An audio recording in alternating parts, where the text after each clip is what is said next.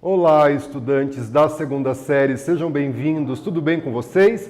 Eu, professor Paulo Brito, Jéssica, nossa intérprete, nessa aula de história sobre renascimento e humanismo, né? Esse movimento tão importante que marca a transição da Idade Média para a Idade Moderna. Começa ali na Itália e se expande para a Europa. Olha aqui comigo os objetivos da aula de hoje. Compreender as características do movimento renascentista, quais eram essas características que compõem o movimento renascentista e identificar as consequências do renascimento para o mundo moderno, né? Essa transição do homem medieval para o mundo moderno. Então aqui, ó, você já refletiu sobre o significado da palavra renascimento para a história? Essa ideia de renascer, né? Algo que existia, deixou de existir por um tempo e agora ele está renascendo. É o renascimento das artes, do comércio, da ciência, né? Então nós vamos voltar os nossos olhos para a antiguidade clássica. Se você lembrar da divisão da história, nós temos, né, história antiga, principalmente Grécia e Roma, posterior à Idade Medieval, né, depois da história antiga e Idade Medieval, e o Renascimento na Idade Moderna. Então é um retorno aos valores da Antiguidade Clássica que vão renascer aí a partir do século XIV, né? E como que a gente pode chamar o período da história entre o século V e o século XV, né? Nós temos uma nomenclatura para esse período. Trago aqui para vocês o busto do historiador Heródoto, considerado pai da história, né? O grego Heródoto, pai da história. Então aqui, né, como eu disse a vocês, renascimento, algo que existiu, deixou de existir e agora por algum motivo está renascendo, né? Foram buscar novamente esses valores, né, sendo resgatados. Por exemplo, a gente tem o renascimento carolíngio no século IX e vamos estudar o renascimento na Idade Moderna. O período da história entre o século V e o século XV pode ser chamado de Idade Média, período medieval, né? A gente tem aí duas datas que fazem a marcação desse período, mas a gente entende, né? Aí por volta do século V começa a Idade Média e ali no século XV termina a Idade Média, né? E a Idade Média é o período que antecede o Renascimento, que é o conteúdo desta aula. Aqui, gente, né? Qual a importância dos museus, né? Qual a importância dessas casas de conservação da memória para a manutenção da produção histórica e artística, né? Grande parte das obras, né, que foram produzidas no Renascimento, por exemplo, elas estão em museus, né? Nos museus da Europa, principalmente, que guardam essas obras e expõem essas obras para o público, né? No ano de 2018, um incêndio de grandes proporções destruiu o prédio que abrigava o Museu Nacional, no Rio de Janeiro, né? E destruiu grande parte do acervo que estava no Museu do Rio de Janeiro, né? Obras de arte, objetos de valor histórico, né? Havia uma coleção de múmias importantes, né? O fóssil da primeira brasileira, a Luzia, e tantos outros objetos que estavam nesse museu desapareceram. Para que a gente possa, né, perceber e valorizar a importância dos museus na preservação da produção histórica e artística de um país e do mundo, né? Então, quão importantes são esses museus nos dias de hoje, os museus europeus, por exemplo, do Louvre, né, com um acervo de arte gigantesco, importante para a história da humanidade. Então, a gente pensar um pouquinho nessa questão.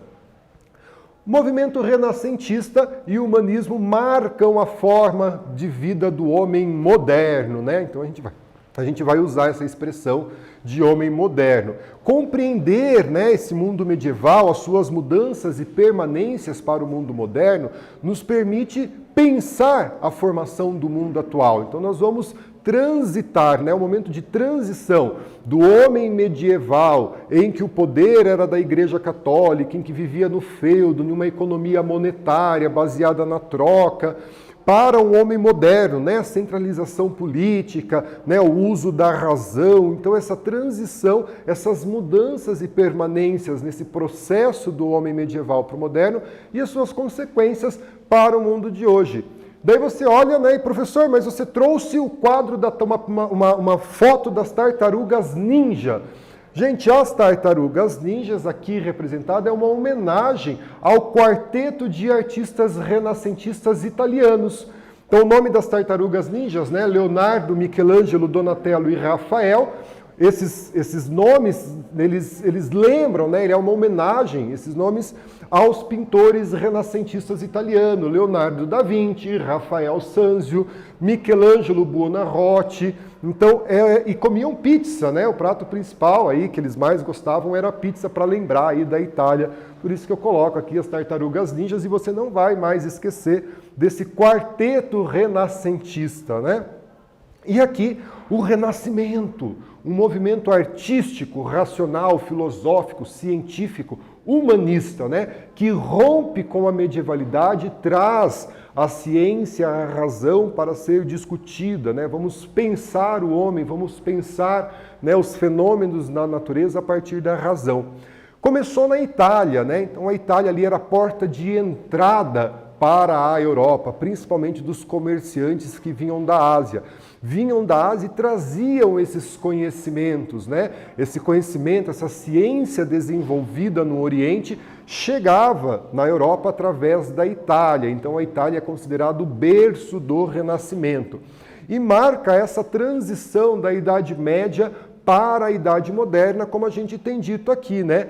Valoriza a arte clássica greco-romana, então esse retorno, né, aos valores artísticos da Antiguidade Clássica, né, de Grécia e de Roma, e resgata algumas das suas características.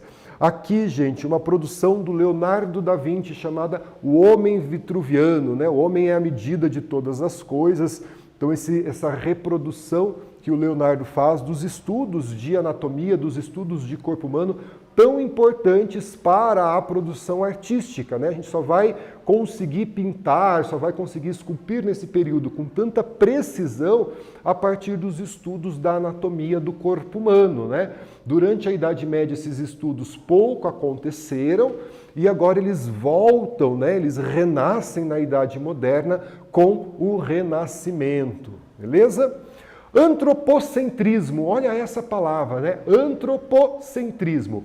Antropo significa homem e centrismo, centro. Então a gente vai colocar o homem no centro, né? O homem passa a ser visto como um ser criativo, virtuoso, ele tem as suas virtudes e dono do seu próprio destino. Então a gente passa a pensar, né, esse homem como centro das atenções, né? A gente coloca o homem racional, né, com as suas virtudes no centro, é ele que é dono do seu destino.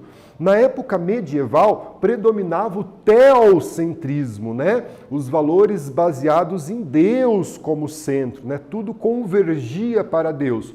Com o Renascimento, tudo converge para o homem.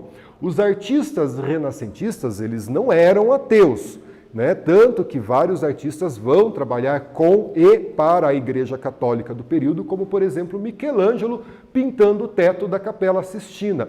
Porém, eles trabalham com a racionalidade, colocam o homem no centro, se afastam dessa ideia teocêntrica, né? Aqui o retrato de Luca Pacioli com o aluno, né? Então essa ideia de se fazer ciência, de transmitir conhecimento científico. E aqui uma atividade, vamos ler o enunciado da nossa atividade, né? O movimento renascentista é um retorno, uma valorização a qual período da história, né? O que significa dizer que o Renascimento, ele é um movimento antropocêntrico. Copie a pergunta, responda no seu caderno e lembre-se de socializar com os seus colegas, beleza? A gente volta a fazer a correção.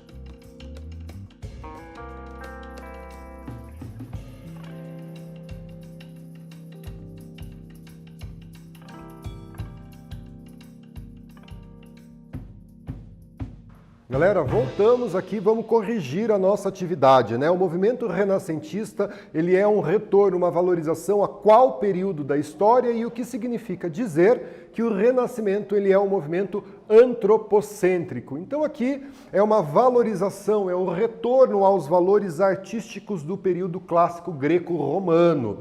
Antropocentrismo é quando o homem passa a ser visto como centro, né, das atenções, em oposição ao teocentrismo medieval. Olha aqui, né, essa obra, né, do artista Botticelli, né, O Nascimento de Vênus. Nascimento de Vênus, tema da mitologia greco-romana, perfeição formal, a perspectiva, a técnica do esfumato atrás, a valorização do corpo, né, a valorização do homem. Então percebam os elementos, né, da arte renascentista nessa obra. E o individualismo, né, que no Renascimento tem um sentido positivo, né, de capacidade individual, de talento, de criatividade. Então essa nova percepção do tempo, né, o homem tendo essa nova percepção. O tempo que antes era um tempo da natureza passa a ser um tempo mais cronológico, mais racional, né? E esse quadro com algumas características do Renascimento, né? Percebam, né, que a Vênus desenhada no centro do quadro, ela tem essas feições humanas, né? Ela traz aí essa proximidade com o ser humano. E o humanismo, né, que é uma outra característica muito forte desse período, que é um movimento intelectual que vai propor os estudos de autores antigos, de gregos e de romanos. Então vamos voltar novamente a estudar textos de Sócrates, Platão e outros filósofos, outros cientistas do período clássico, né, para construir um novo conhecimento do ser humano e do mundo. Então esses humanistas, eles traduziam textos, né, antigos, né, textos gregos, textos em latim do Império Romano, para aprofundar, né, o seu conhecimento sobre literatura, sobre línguas, sobre filosofia e sobre outras ciências, né? Então esse era o papel dos humanistas e trago aqui para vocês Petrarca, né, essa reprodução aí de Petrarca, né, um dos maiores humanistas que nós tivemos no período renascentista, de valorizar esses textos produzidos na história antiga e fazer esse resgate, né, esse conhecimento das línguas, literatura, da filosofia e de outras ciências. E aqui, pessoal, uma atividade, né? Escreva um parágrafo sobre o conceito de humanismo e sua importância para o Renascimento. Vamos fazer esse parágrafo, lembre-se de copiar no seu caderno, responder, compartilhar com a sua turma, com o seu professor, a sua professora, e a gente volta fazendo a correção.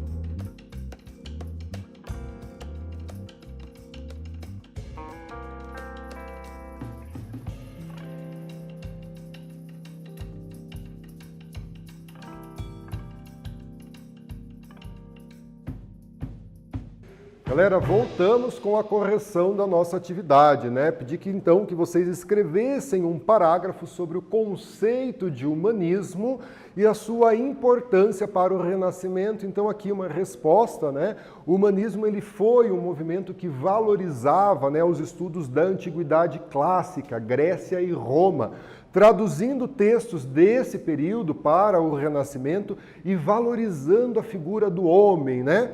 Sua importância para o Renascimento é que, com base nesses textos, nessas traduções, aprofundou-se, portanto, o conhecimento em línguas, literatura, filosofia, matemática, história, né? Durante esse período do Renascimento. Olha aqui quem eu trago para vocês, né? O Renascimento na Europa, Shakespeare, né? Poeta inglês, né? Viveu ali entre o século XVI. E entre as suas peças mais conhecidas, acredito que você vai lembrar, Romeu e Julieta, uma obra carregada, né, das características do Renascimento, né? Traz o individualismo, traz o amor, traz o realismo, né? Coloca o homem como centro do universo. Como é impossível não lembrar do amor entre Romeu e Julieta? Dois jovens da cidade de Verona, de famílias, né, rivais, inimigas, né? Julieta era da família dos Capuletos, enquanto que Romeu era da família dos Montecchios, e se apaixonam, que é algo mais humano que apaixonar-se. Então Shakespeare traz isso pra gente, né? Na época medieval, os casamentos eram arranjados, agora as pessoas se apaixonam. Mesmo não podendo viver esse amor, eles, né, desafiam, né, o seu tempo, o seu período, e eles vão, então, escondidos se casar, né?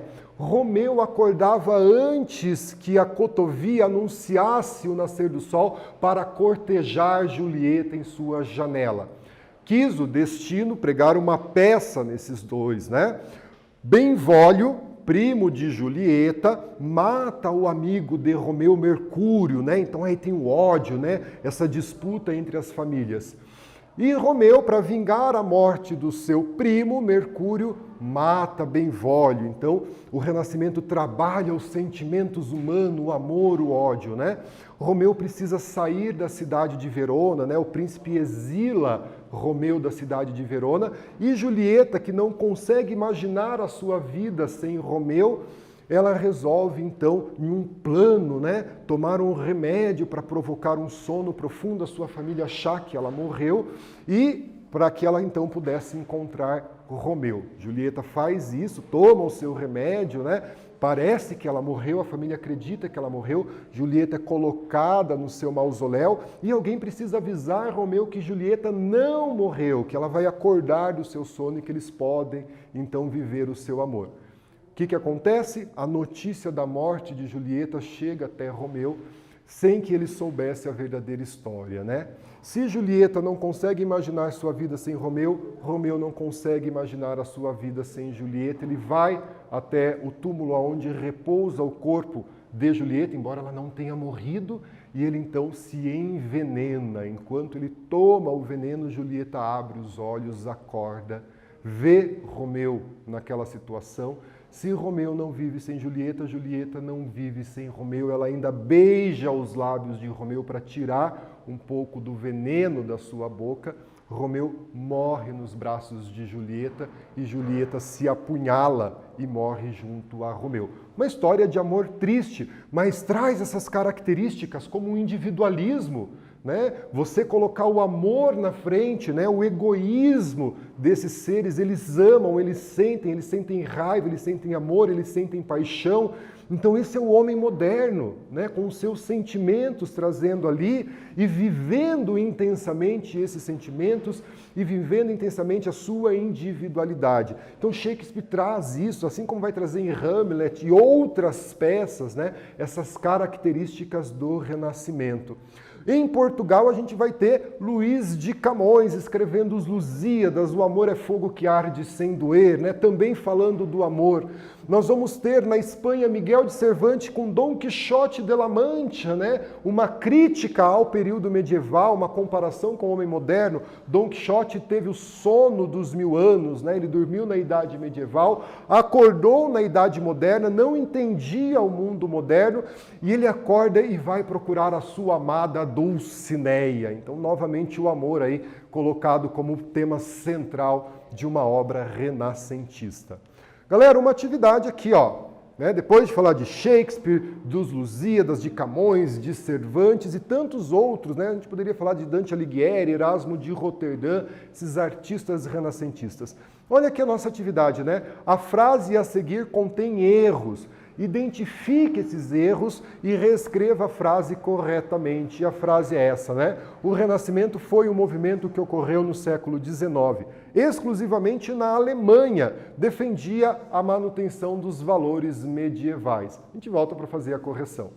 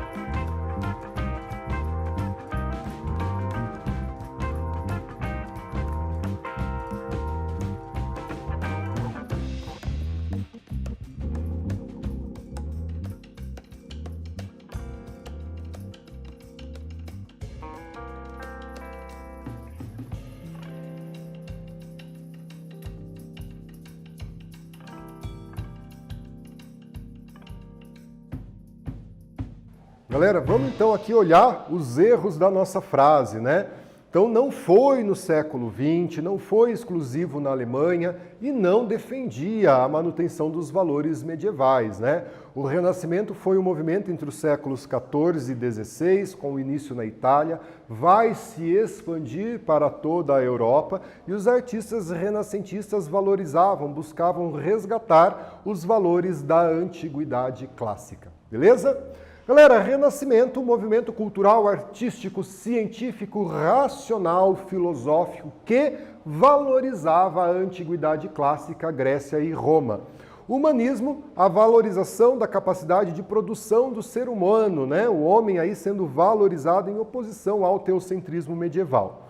Com início na Itália, porta de entrada da Europa nesse período, né? Ele vai se expandir para todo o continente europeu. Galera, agradeço a atenção de vocês, obrigado, fiquem bem, se cuidem e até a próxima.